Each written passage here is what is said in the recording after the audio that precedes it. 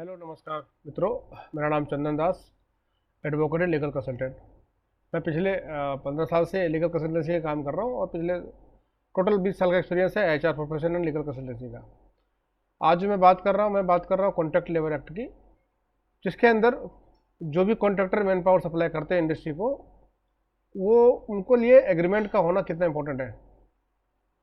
क्योंकि मैं देख रहा हूँ, मैं कोल्ड इंडस्ट्री एरिया में काम सर्विस देता हूँ, मैं वहाँ पे मोस्टली बहुत सारे कॉन्ट्रैक्टर को देखता हूँ।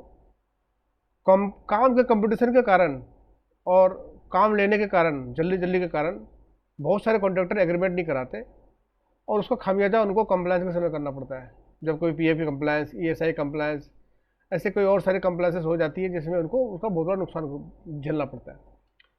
तो मैं आज एक लीगल अवेयरनेस के तौर पे, एक जानकारी देने के तौर पे मैं सभी कॉन्ट्रैक्टर के लिए एक छोटा सा वीडियो बना रहा हूँ, ताकि आप लोग इसके बारे में, इसकी महत्वता के बारे में जानें कि एक कॉन्ट्रैक्टर के लिए एग्रीमेंट का होना बहुत ज़रूरी है। उस एग्रीमेंट के अंदर टर्म कंडीशन आपके फेवर में क्या है, कंपनी के फेवर में क्या है, आपके लिए कितना उपयोगी है, कंपनी के लिए कितना उपयोगी, चाहे वो कंपनी के फेवर में हो चाहे वो आपके अगेंस्ट हो, लेकिन टर्म कंडीशन का होना बहुत ज़रूरी है।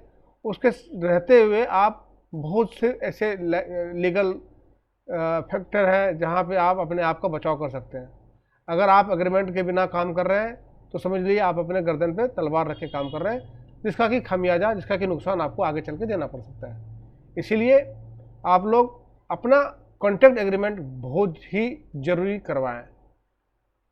और कॉन्ट्रैक्ट एग्रीमेंट में क्या क्या पॉइंट होने चाहिए, क्या सही है, क्या गलत है, क्या आपके लिए उचित है, क्या अनुचित है, उन सब चीज़ों की डिटेल जानकारी के लिए आप मेरे डिस्क्रिप्शन में दिए नंबर से संपर्क कर सकते हैं, हमसे बात कर सकते हैं। थैंक यू, धन्यवाद।